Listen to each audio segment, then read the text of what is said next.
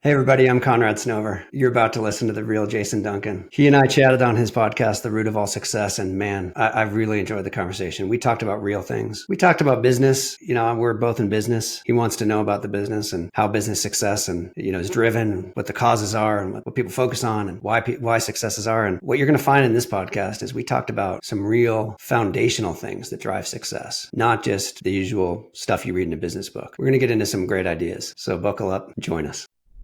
Welcome to the root of all success with the real Jason Duncan, a podcast that explores how the world's most powerful entrepreneurs unlocked success and how their stories can help you do the same. A successful educator turned entrepreneur, Jason has built multi-million-dollar businesses that have been featured in Inc. magazine and Entrepreneur magazine. His life's mission now is helping entrepreneurs live what he calls #the exit lifestyle. Introducing TEDx speaker, mastermind leader, author, entrepreneur, cigar aficionado, motorcycle enthusiast, and host of The Root of All Success, the real Jason Duncan. The real Jason Duncan. Welcome back to another episode of the show. I'm your host, the real Jason Duncan. I have Conrad Snover with me today. One of the cool things about doing this show, as you know, as a listener, is I get to bring on people that in my normal walks of life, I probably would never meet. And they're really successful, cool people. And that's why I love doing this podcast, because whether I have one listener or a million listeners, I get about an hour, 30, 45 minutes or an hour with some really great, highly successful people a couple of times a week. And so if nobody else gets benefit, I get the benefit. And I'm really happy to have Conrad on the show today. Let me tell you a little bit about who he is. He is the CEO of a company called Procurability. He focuses on client success, employee engagement, and culture, product innovation. He's got more than 25 years experience in strategic procurement and supply chain management. So we're going to get really into the weeds about that just a little bit, because I think it's interesting how people become successful in areas that most people didn't even know exist. There are industries out, whole industries like supply chain management and procurement that most people don't know. I've got one of my uncles works for a supply chain management procurement company here in Nashville, Tennessee area. And like, it's not sexy. There's nothing like cool about it from the outside looking in. But once you get under the hood, it's like, holy crap, this is really cool. So we're going to get into that. Conrad has consulted with numerous Fortune 1000 and global companies in a variety of industries, including gas, utilities, technology, banking, insurance, hospitality, healthcare, et cetera. He's on a lot of boards of different organizations that have lots of letters that probably, unless you're in the procurement space, you probably wouldn't know. But things like the USMA, UPMG, procurement leaders, and SIG. He's got a bachelor's degree from the University of Washington. And one of the coolest things about him, if you go to his website and look him up at procurability.com, you're going to see a picture of him on top of a mountain covered in snow. He's a retired sponsored athlete and a ski mountaineer, and he lives in Lake Tahoe, where he gets to do a lot of that. So Conrad, thank you for being on the show today, man. I'm really glad that you're here. I'm looking forward to this conversation. I'm fired up to be here. Thanks for having me. So I first want to talk about this ski mountaineering thing, because I think that's really, really cool. I've only gone snow skiing one time in my entire life, and that was at Paoli Peaks, Indiana, which is like fake snow, created snow. I think the elevation might have been 2,000 feet. I mean, we're talking not even a mountain. So how did you get into like ski mountaineering, and what the heck is ski mountaineering? What's the difference that and ski? First of all, that photo that you referenced on the website, that's from 14,000 feet. So it's a little bit higher than your experience. But, I grew up in Seattle. My parents were super into the outdoors, and we would spend every weekend driving out to the snow park, parking on the side of the highway and cross-country skiing up a road, finding a little hill and playing on it. Literally from age of 2. And actually, it started before that. My dad would pull me behind him. He would just like lash me into a sled, and I would just like ride in this sled. And they were very focused parents, very focused outdoors people. So That's what we did. That's what I did. It's just, when that's what you do, then that's what you do. So as you know, it's where you grow up and what you're exposed to, and that creates a love for it. So that's, starting at 2 years old, that's what I did. And now super fortunate to live in Lake Tahoe, where I'm surrounded by beautiful peaks and the outdoors and people who share my passion. And that's what I spend my free time doing when I'm not chasing after my 11-year-old who's rapidly becoming a better skier than I am. Just cruising around here skiing. So what is ski mountaineering? What is that? It's a fancy word for climbing up the hill and skiing down it. I learned a long time ago that walking uphill is okay. I can do it, and it's like tolerable when you get the opportunity to ski down. What baffles my mind is people who climb mountains and then walk back down. I mean, why would you walk down when you could ski down? So it's basically walking up, skiing down. So you carry all your equipment, all your skis with you. So you don't take the chairlift. You make your own path. You go to the top and you come back down. No, yeah, it's proper mountaineering. You're out there. I mean, it's definitely it can get pretty sporty. It's definitely adventurous. Yeah. So in April of 2009, I'm I don't backpack much anymore, but I'm a backpacker for years. I would go on a bunch of trips a year. We'd spend 3 or 4 days backpacking, and I live in Nashville. So we're close to the Smoky Mountains. Highest elevation is like 6,600 feet. So we're very different than what you're experiencing in the Rocky Mountains out in Lake Tahoe. But what we deal with here is the same thing you deal with there, is the snow unexpected. Like snow can be expected. So in April of 2009, my brother and I met. He's from Atlanta and I'm from Nashville. We were going to meet and we were going to hike up to Mount LeConte. And Mount LeConte is one of the highest peaks in Tennessee, and it is the oldest active hostel like resort in the entire Appalachian Mountain chain. And it's pretty cool. And they just celebrated their 100th year of operation this week. So it's really neat. And I own a cabin in the mountains now that I can see Mount LeConte. It's absolutely beautiful, but I digress. But my story is this. I didn't ski, but we got there to hike. We were going to hike 5 miles up to Mount LeConte and spend a few days, hiking around Appalachian Trail and then come back. But when we got there, there was 2 feet of snow on the ground. This is in mid to late April. We weren't prepared for it, didn't have our gear, but we were like, we're doing it. So we went to the gas station and bought I think we bought a roll of duct tape and just duct taped our rain pants to our boots so the snow wouldn't get in. And it was the most miserable 5 miles of my entire life. So for people that choose to do that, like you, I don't know, man, everybody's got their thing, but more power to you. So I'm sure there's some more, there's probably business applications of mental fortitude and pushing through, because I can't imagine hiking up 14,000 feet with skis on your back is a lot of fun, just like sometimes building a business is not a lot of fun. Is there any tie over or tie in from what you're doing in mountaineering versus your building businesses? Oh, there's lots. How many hours do we have today? As many as you need.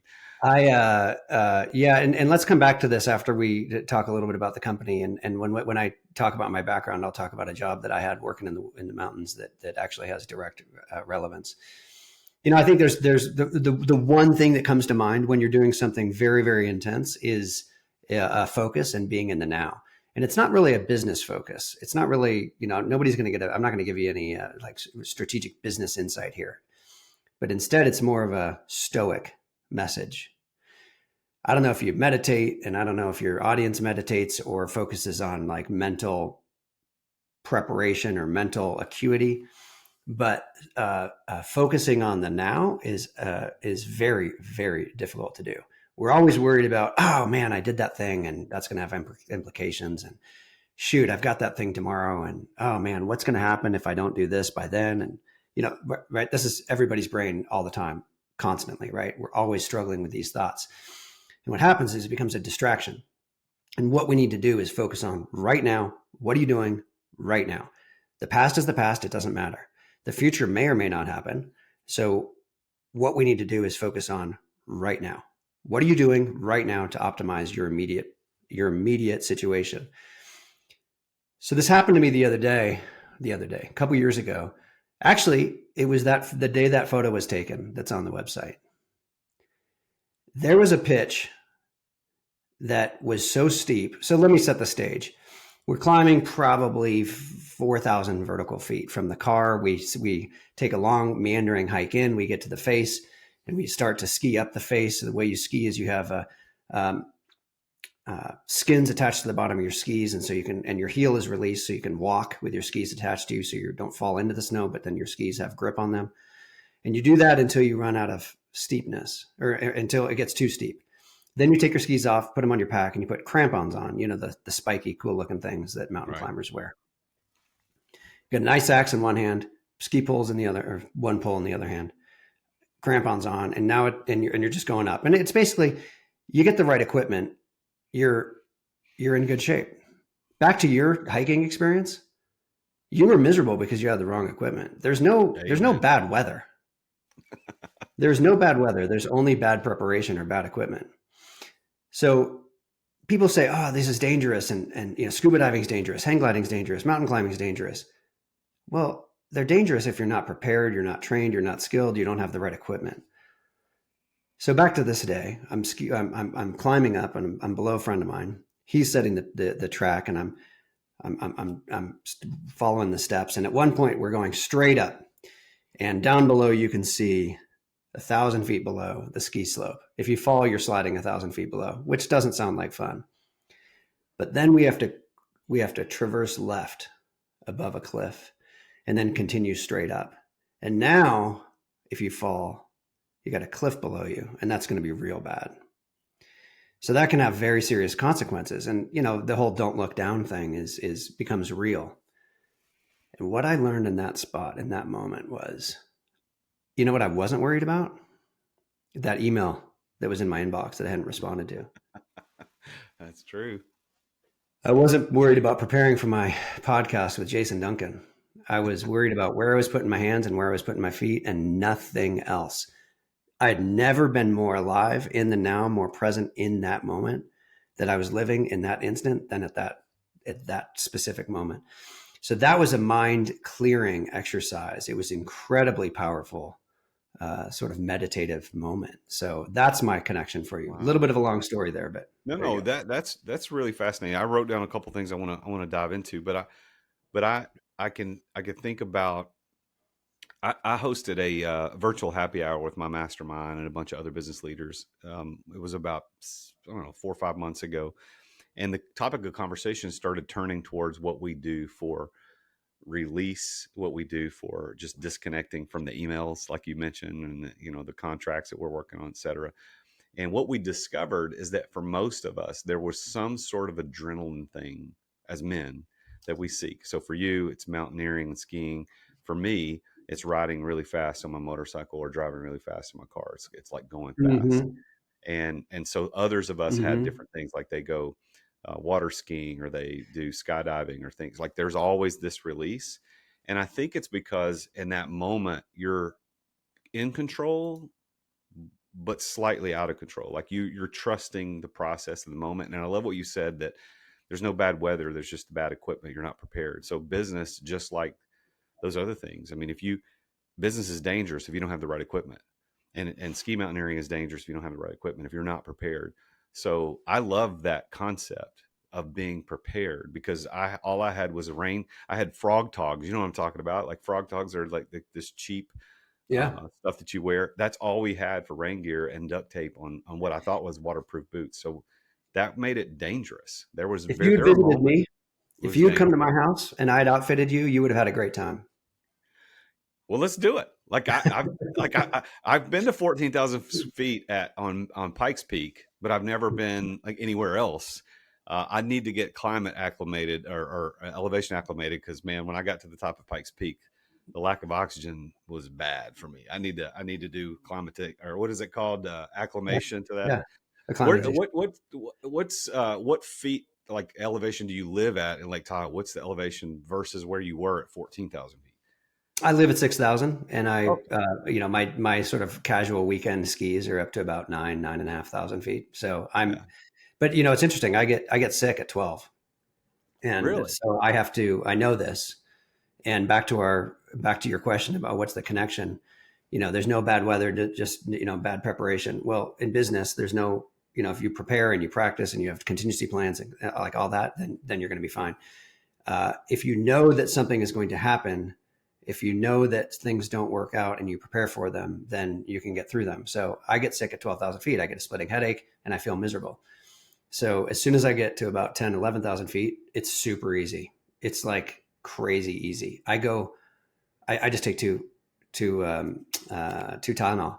And then when I get to the top, I take 2 more Tylenol and I have zero problems. If I don't do that, it's debilitating. I get a splitting massive headache and I feel absolutely miserable. I can't focus on what I do. It's dangerous, but a very, very simple step can make that go away. Wow. Well, I think there's tons of business parallelisms here with what you're doing in ski mountaineering and these adrenaline sports that us men seem to get involved in.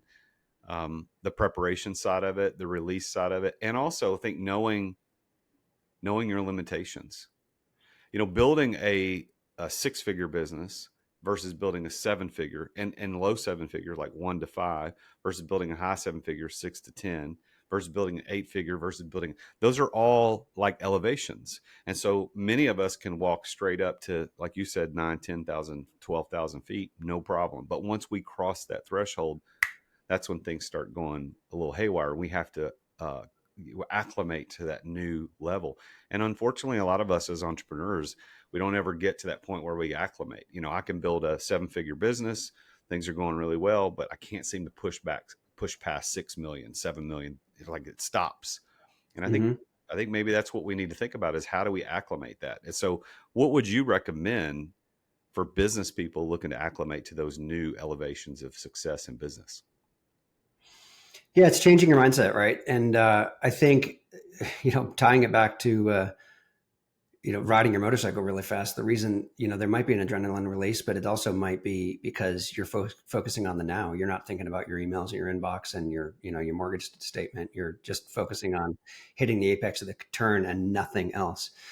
I think that applies to your question here. How do you acclimate to the current situation? How do you break through? I think so. I've got a couple different ideas. One is if you think that if you're trying to do a little bit better, then you will do a little bit better. If you're at 6 million and you want to get to 8 or eventually 10, you're going to think about like, okay, I need to work 20% harder. I don't think that's the answer. I don't think anybody listening or any of your friends or any business leader is looking to spend 20% more time working. We got to figure out a different way to do it. So we had to challenge yourself to double the size of your business this year. Don't go from 6 to 8, go from 6 to 12.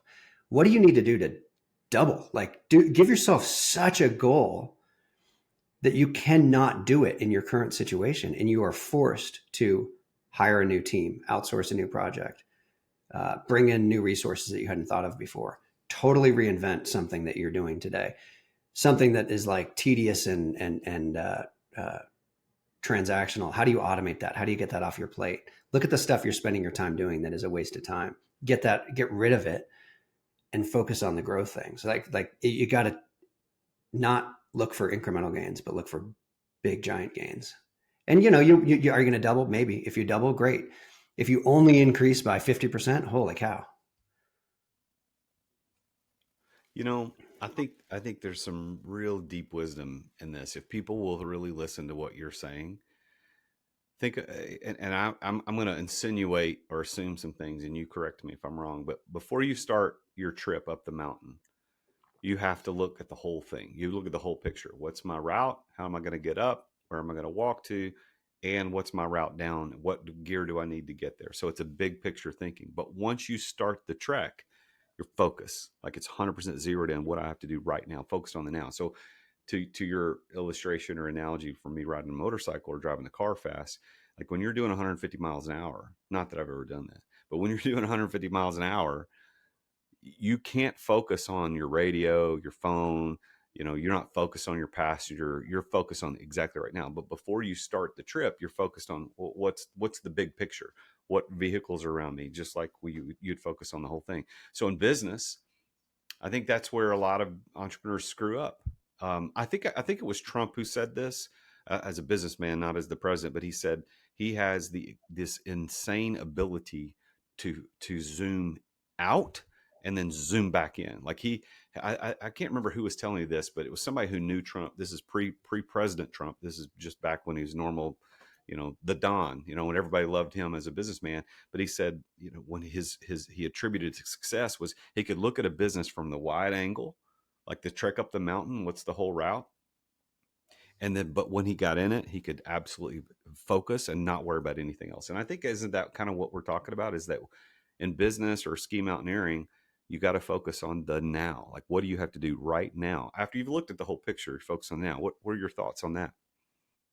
Yeah. And 100%. And the other key is not doing everything yourself. So I grew the business from very small to what I thought was very large. And I didn't do that myself. I grew it from very small to a little bit less small myself. Not really myself. I still had a team. I still had other people, but like the significant gains came from bringing in the right team. And so, yeah, sure. Did I have the ability to zoom out and zoom in? And yeah, I think so. But I had HR issues that used to take hours of my time. And now I have a great HR team that just handles them all. And they keep me in the loop. So I guess I'm aware on the peripherals, but I don't have to spend any of my day solving those problems anymore. So I know when to engage and when to bring other people in to engage. And I think that's the key as well, is surrounding yourself with an effective team. I feel like this is a little bit of a cliche and I almost don't want to say it because everybody talks about it, but it's so true. Surrounding yourself with a good team, hiring good people to lead your business so then you can go lead the next business or acquire the next business or expand into the new industry. That's what you need to do. If you operate every day and you're running everything that you run today, and then you want to grow and run more things, you either have to say, I'm going to clone myself. I'm going to stop sleeping. I'm going to ignore my family. I'm not going to take any time for myself, or I'm going to hire somebody to do what I've been doing so I can go do something new and grow this other area or expand vertically, whatever the expansion model is. That is the other key to this, to my success, is hiring awesome people that I know when something happens, I'm like, you got this? They go, I got this. And then I'm done. I'm out. And I have utter confidence. I'm not like, oh shoot, hey, I haven't heard from you on that. What's going on? I don't do that because they've got it sorted. Yeah, that's part of trust, making sure you trust and empower your team to do it, which is what delegation actually really is. Well, let's talk about business, because you've built a successful business, Procurability, and it's in the procurement space, supply chain management, et cetera. Tell us really briefly before we talk about specifics, what is supply chain management and procurement? Like, because that is, like I said at the outset in the intro, it's like, it doesn't seem sexy from the outside looking in, but once you get under the hood, there's a lot of cool stuff. And it's really the way the world works. This is how we get goods delivered to us. Yeah. When you said it wasn't sexy, that cut me pretty deep, Jason. Well, you're sexy. So that's all we need, right? Oh yeah. Okay. That covers for it. Let's take a quick break to thank our amazing sponsors for making this podcast possible. As an entrepreneur, I know that you have to deal with sales on a regular basis. I mean, every entrepreneur does. And if you aren't paying attention to sales as an entrepreneur, you're not going to be an entrepreneur for very long. But I've got a sponsor of this show called Dub that helps you bring the personal back to sales. If you want to figure out how to improve content creation, improve client trust, improve your sales process, decrease the sales cycle, because we all know time kills deals. If you want to increase client bookings and increase conversions, you need to take a look at Dub. There's a special offer for Dub for listeners to The Root of All Success at therealjasonduncan.com/Dub. And that's DUBB. What Dub does, I've been using this for years. I'm a huge fan, and I'm so honored that they're our primary sponsor of the podcast. But they have helped over 60,000 businesses around the world communicate better, to make sales easier, to make sales more personal. And Dub is built for growing teams. I mean, you can set up video emails, you can set up custom onboarding, you can do admin reporting, anything you need around video and sales and automation. Dub is there. You can try Dub now. Your conversions to sales are waiting. All you got to do is go to therealjasonduncan.com/dub. And there you're going to get 2 weeks for free to try Dub. Plus, you're going to get 50% off your first 2 months of Dub. You can't beat that. So go check it out. Go to therealjasonduncan.com/dub. Thanks for listening to our sponsors. Now, back to the show.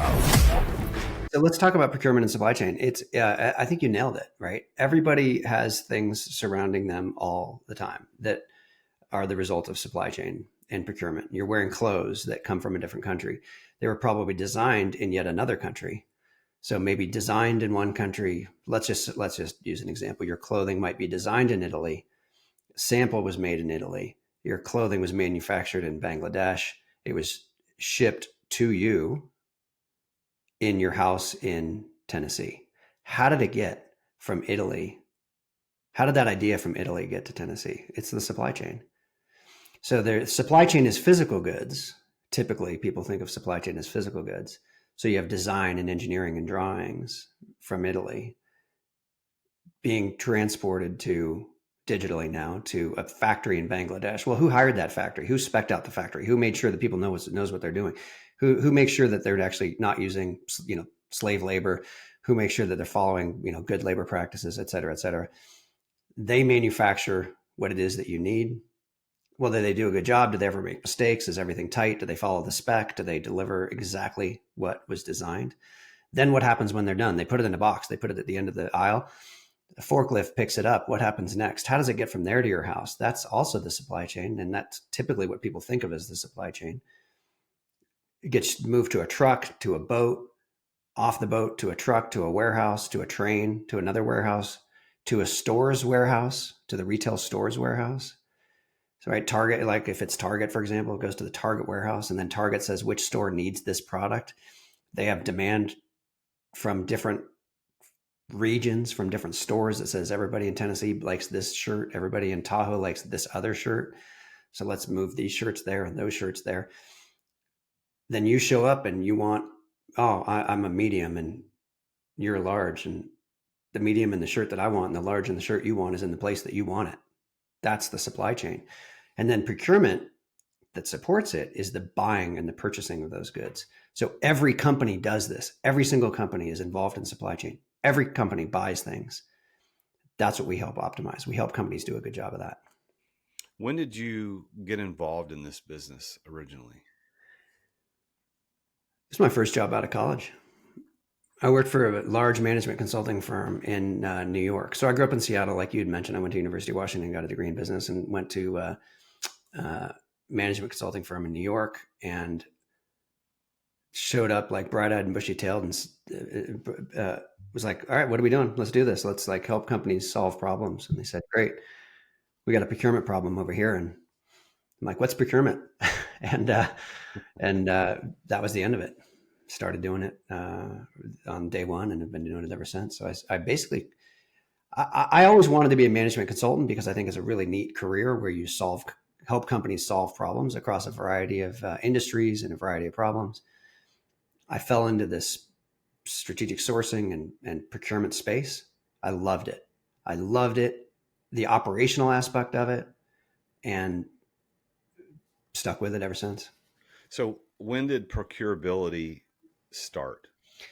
So Procurability was founded in 1996 by the three founders. I was not a founder. I joined in 2001. The founders some of them were from the same management consulting firm that I was from, and through networking and other things, made the connection. And then I grew up in the company. I became a partner in 2007 and co-leader in 2017. And then we had a plan for me to take over CEO, which I did in 2022. Basically, co-led the company from 17 to 2022. Took over as CEO, and the other leader moved to chairman of the board, and then eventually retired. And now I run it myself. So it's been a 25-year journey for me, and it's been absolutely incredible. Well, you mentioned earlier that one of your keys to success was having the right people on your team, and I can agree more. I think that is a key to everyone's success. But is that the one thing? Like I always ask the guests, what's if you had to narrow down all the things that you've been successful at, and you could say this one thing is what helped me become successful, is that the key for you, or is there something else? Well, my one thing is my corporate mission, my philosophy that I run the business on. And I try to instill this in everybody. And I communicate this very verbally to all of our employees and all of our clients. I have two priorities and only two. And I only focus on those two.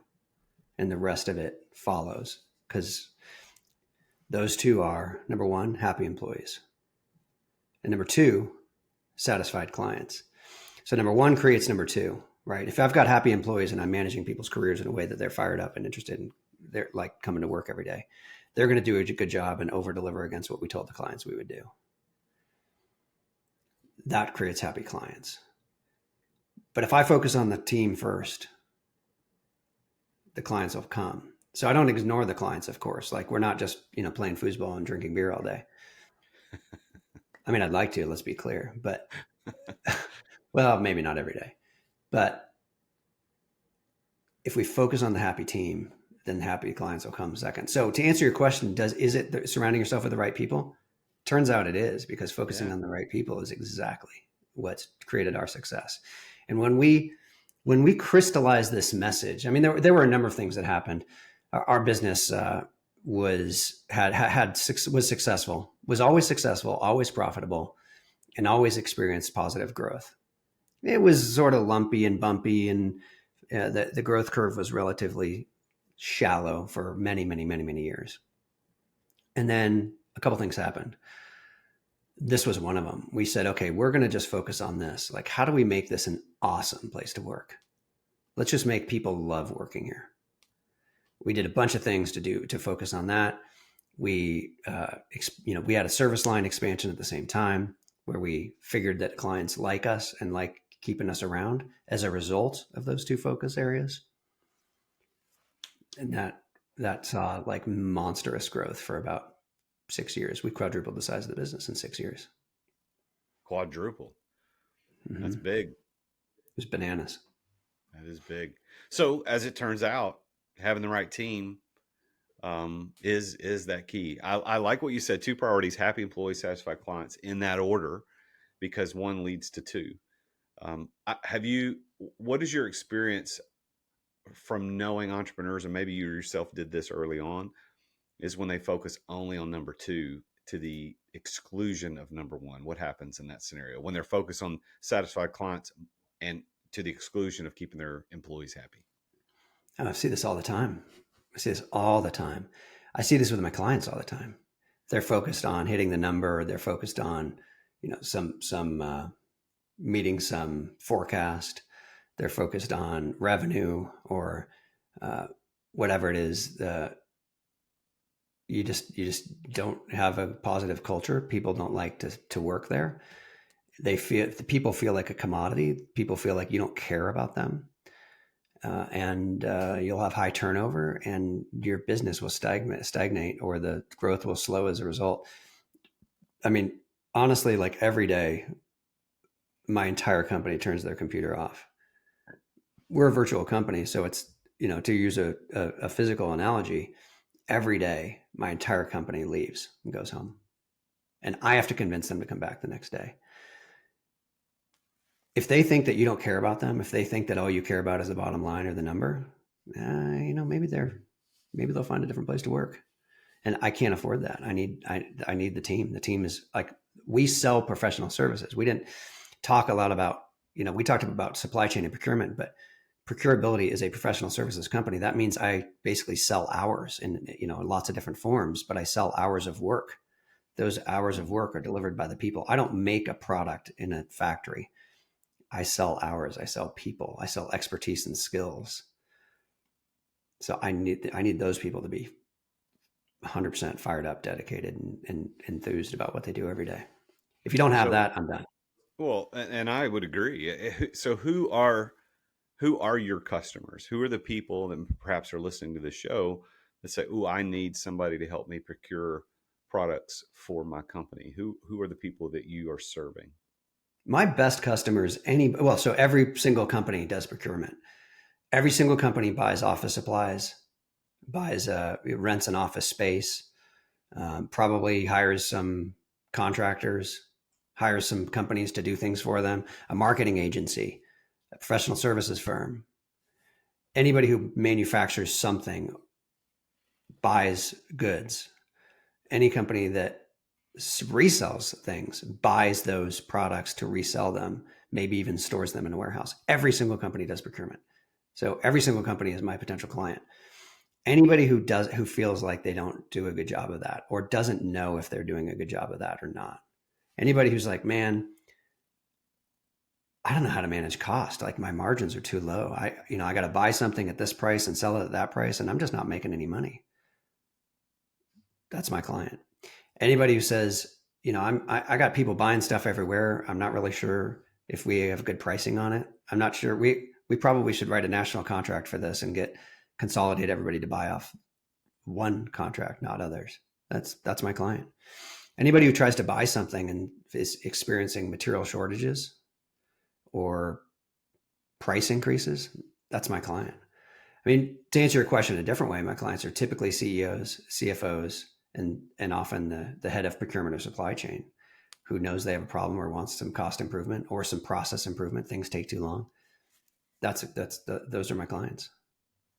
So, if we look at what you've been able to build with procurability over these last, I guess, 22 years, 23 years, you've been with a company and now been Mm-hmm. the CEO for the last few years. If you look at that and you've been very successful, quadrupled the company over a 6-year period, what, how do you, Conrad, define success? What does that mean to you? Well, there's a couple different levels, right? I try not to have financial success be a metric because just like my priorities for the business, I think that comes with it. Uh, we have focus on happy people and the happy clients follow and the business results follow, and they have. Personally, I focus on my own well-being and happiness and contentment. I focus on the same with the employees. And so, if I have people who are excited about their career and how they are progressing, then I see that as success. If I have people who have been with us for 10 years and longer, that's successful for me. People who see this as a great place to work and a place to build their career and a family. We used to have everybody over for, everybody would get together for the holiday party at in our house. And, that was when we were really small, and like you look around and that's the family and everybody wants to work there and they all work together. They know each other. They've got each other's back. We maintain that culture. That's success. How do we do that in a virtual? I could have another whole podcast with you about how you maintain that in a virtual environment. You can't have everybody over for Christmas anymore.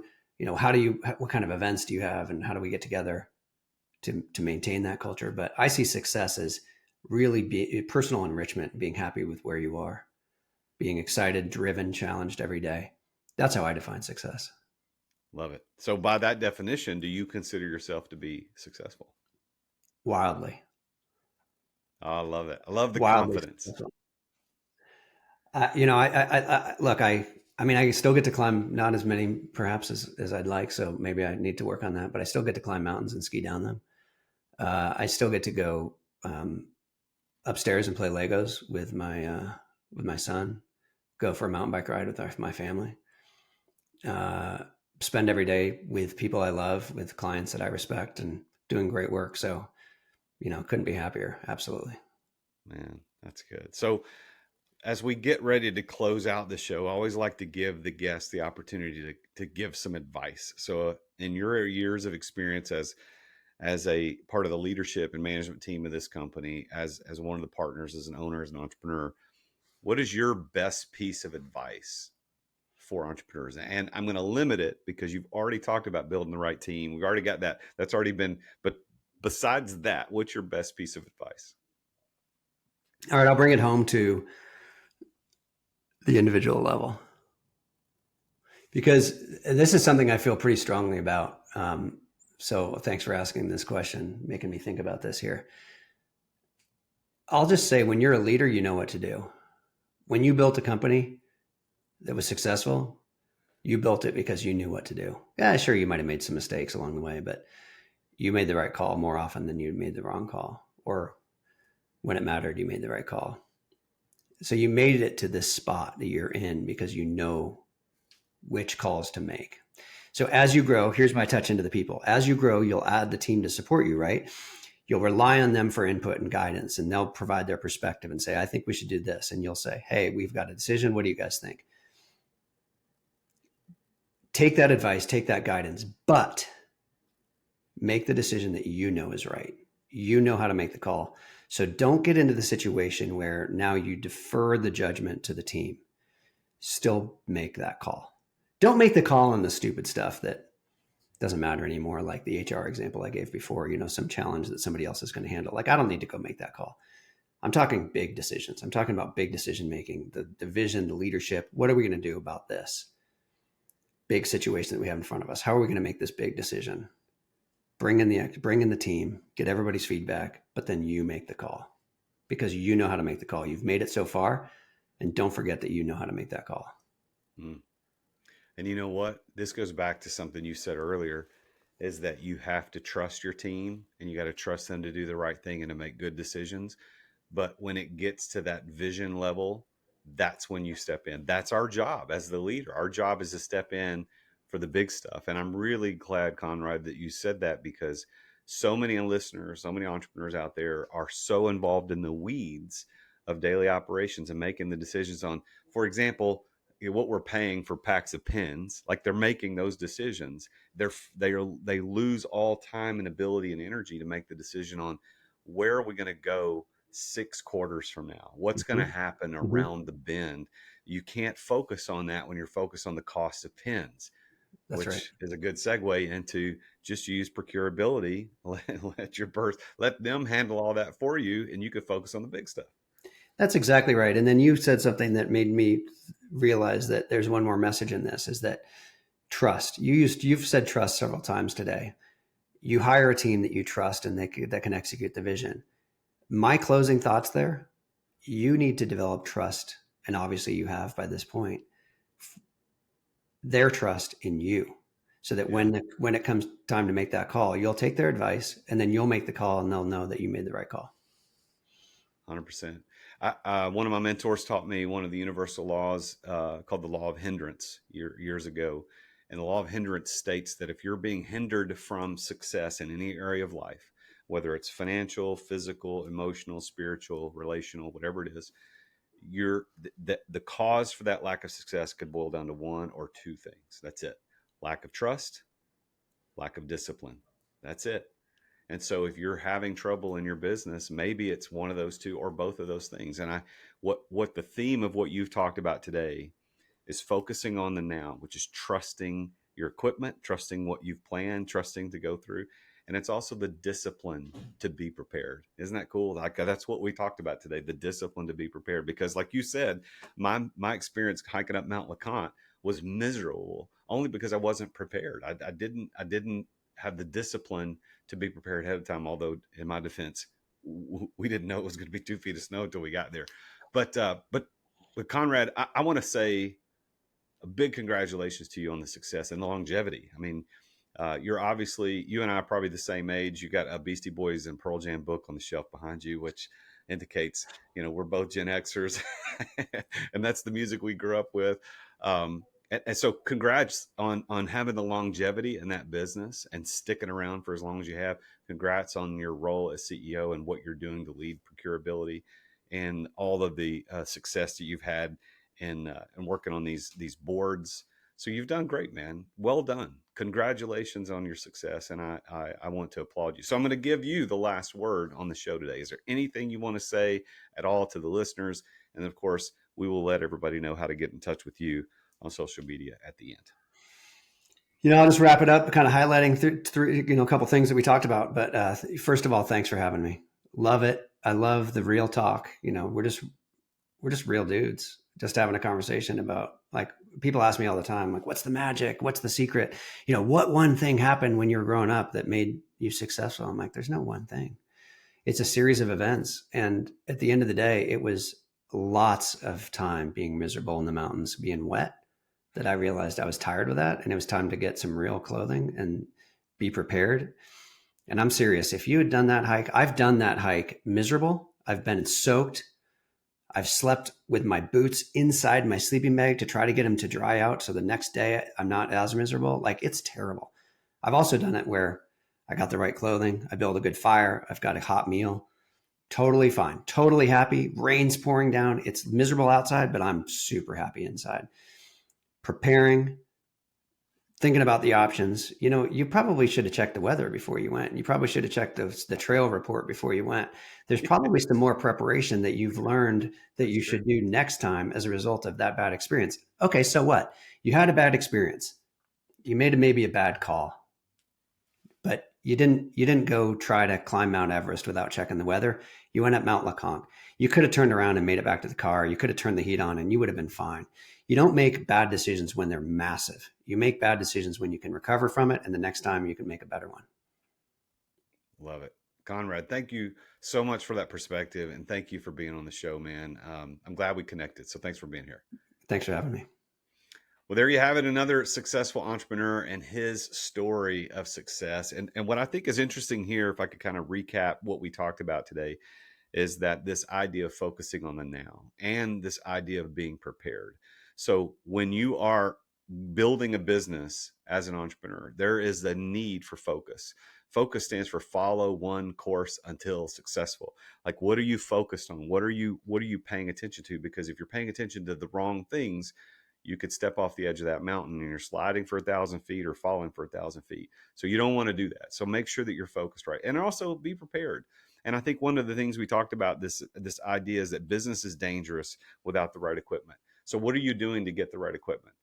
Obviously, procurability, and Conrad and his business partners, what they built is significant and is significantly successful because they're building it with the right equipment. What are you doing to build with the right equipment? Who do you have around you? Do you have a coach in your life? Do you have an advisor? Do you have a board of advisors? Did you have the right people on your team, which we talked about? These are all the things that are going to help you be prepared for those dangerous moments in business when you don't know what's around the corner. You're not sure what's going to happen. Be prepared. So again, big thanks to Conrad Snover for being here. Make sure you check him out. You can go to procurability.com, and you can also look him up on LinkedIn at Procurability. Or if you want to look at his personal LinkedIn up, it's C Snover. It stands for Conrad Snover. So just look up Conrad Snover, CSNOVER. And you can also find him on YouTube. Just look up Procurability on YouTube. But again, big thanks to Conrad for being here. Big thanks to you as the listener listening to this show. I appreciate you being here, listening, subscribing, and leaving positive reviews so that we can get in front of more viewers and listeners. And by the way, if you're not watching this on YouTube, you should go check it out, because otherwise you wouldn't have known that I saw that Beastie Boys book and the Pearl Jam book on the bookshelf behind it. So go check it out. Thanks for being here. I'm your host, The Real Jason Duncan. And as always, Jesus is King. Attention business owners. Attention business owners. Feeling burnout from running your business? Uncertain if you're nearing burnout? Take our free 10-question business burnout test at businessburnouttest.com to discover where you stand. With just 10 quick questions, you'll learn how to immediately begin making changes to regain freedom and success. Cut your daily operations time in half. Improve your quality of life and prepare your business for your future exit without losing revenue or profit. Visit businessburnouttest.com now and take the test. Thank you for listening to another edition of The Root of All Success with the real Jason Duncan. If you've enjoyed this week's episode, visit therootofallsuccess.com to access the show notes and other helpful resources. Follow Jason on social media at The Real Jason Duncan. See you again next time here on The Root of All Success.